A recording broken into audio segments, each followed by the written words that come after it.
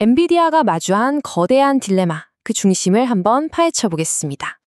2024년이었죠. 정말 잠깐이었지만 전 세계에서 가장 가치 있는 회사가 된 곳이 있었습니다. 바로 이 회사 이야기 지금부터 시작합니다. 바로 2024년 6월 18일 엔비디아의 시가총액이 정말 상상하기도 힘든 액수죠. 무려 3조 4천억 달러. 그야말로 정점을 찍은 겁니다. 하지만 바로 그 정점에서 모든 걸 한순간에 무너뜨릴 수도 있는 두 가지 딜레마가 CEO 앞에 놓이게 됩니다.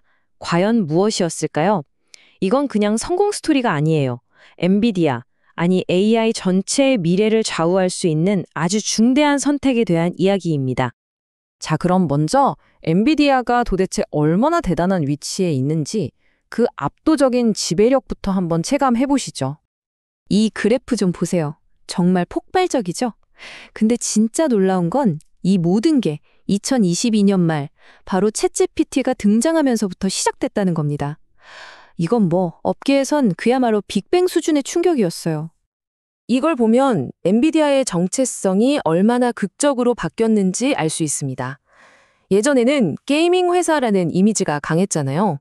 그런데 이제는 보세요. 매출의 거의 90%가 데이터 센터에서 나옵니다. 말 그대로 전 세계 AI 데이터 센터의 심장이 된 거죠. 아니, 그럼 도대체 어떻게 이런 AI 제국을 건설할 수 있었을까요?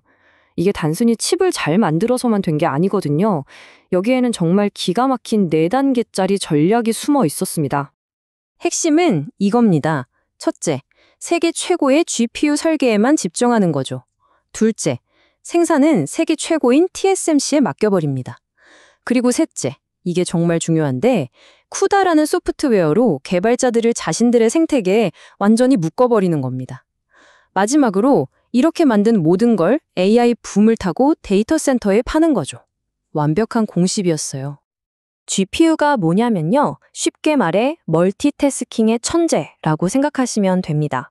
CPU가 한 번에 한 가지 일을 순서대로 처리하는 똑똑한 일꾼이라면 GPU는 수천 개의 간단한 일을 동시에 처리하는 수천 명의 일꾼 군단 같은 거예요. AI를 학습시키는 데는 바로 이런 병렬 처리가 필수적이거든요. 그리고 바로 이 쿠다가 엔비디아의 진짜 비밀병기이자 아무도 넘볼 수 없는 해자입니다. 왜냐하면 개발자들이 쿠다를 이용해서 만든 모든 프로그램은 오직 엔비디아 칩에서만 돌아가거든요. 다른 회사 칩으로 바꾸려면? 글쎄요.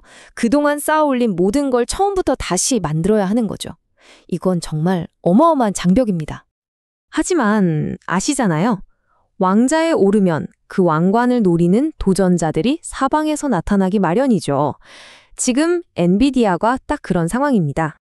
가장 먼저 오랜 라이벌 AMD가 있죠. 성능은 엔비디아보다 조금 떨어질지 몰라도 가격이 절반 이하입니다. 최고는 아니더라도 이만하면 충분히 쓸만하다. 바로 이 점을 파고드는 거죠. 그런데 어쩌면 경쟁사보다 더 무서운 적이 생겼습니다. 바로 자기들의 가장 큰 고객들이에요. 구글, 아마존, 마이크로소프트, 이 거대 기업들이 더 이상 비싼 엔비디아 세금을 내기 싫다면서 아예 직접 AI 칩을 만들기 시작한 겁니다. 이건 정말 심각한 위협이죠. 업계에 살아있는 전설 같은 칩 설계자들도 경고의 목소리를 내고 있습니다. 반도체 산업은 원래 주기가 있다는 거죠. 이렇게 뜨거울 땐 모두가 환호하지만 거품이 꺼지고 나면 다들 그때 알아봤어야 했는데 하고 후회한다는 겁니다. 뼈아픈 지적이죠. 자, 이런 모든 상황이 합쳐져서 마침내 2024년 가을 CEO 젠슨 황의 책상 위에 놓인 두 가지 거대한 질문, 바로 그 딜레마의 핵심으로 이어집니다. 첫 번째 딜레마입니다. 지금 엔비디아 칩은 없어서 못 팔 정도잖아요. 심지어 정부에서 반독점 조사를 하겠다고 으름장까지 놓고 있고요. 이런 상황에서 그냥 시장에 원하는 대로 값을 최대한 올려받아야 할까요? 아니면 미래를 보고 AI 시스템계 전체를 키우기 위해 전력적으로 칩을 배분해야 할까요? 두 번째 딜레마는 더 복잡합니다. 엔비디아가 이제 칩만 파는 게 아니라 서버 시스템 전체, 심지어 클라우드 서비스까지 팔기 시작했어요. 근데 이건 기존의 가장 큰 고객이자 파트너였던 델, 마이크로소프트, 아마존 같은 회사들과 직접 경쟁하겠다는 뜻이거든요. 과연 이런 선택이 엔비디아의 미래를 더 단단하게 만들어줄까요? 아니면 오히려 고객들이 엔비디아를 쫓아내야겠다고 더 서두르게 만드는 자충수가 될까요? 그런데요, 이런 치열한 비즈니스 전쟁보다 어쩌면 훨씬 더 근본적인 문제가 AI 산업 전체의 발목을 잡고 있습니다. 그건 바로 전력입니다. 네, 전기요. 이 AI 칩들이 말 그대로 전기를 집어삼키고 있거든요. 이게 얼마나 심각하냐면요. 2024년에 마이크로소프트가 데이터 센터에 전기를 대려고 세상에 16억 달러를 들여서 문 닫았던 원자력 발전소를 다시 가동시켰습니다. 데이터 센터 하나 때문에요. 이 사실 하나만 봐도 AI가 초래하는 에너지 위기가 얼마나 엄청난지 짐작할 수 있죠. 자, 그럼 이 모든 상황을 종합해보면 앞으로 어떻게 될까요? 이제 엔비디아의 선택이 어떤 결과를 가져올지 그 마지막 핵심을 짚어보겠습니다. 보시다시피 AI의 미래는 지금 중요한 기로에 서 있습니다. 현재는 엔비디아가 모든 걸 지배하고 있지만 곧 고객과 경쟁자들의 거센 반격이 시작될 거고요. 결국 장기적으로는 AI 기술에 대한 접근성 그리고 개발 방향 자체가 결정될 겁니다.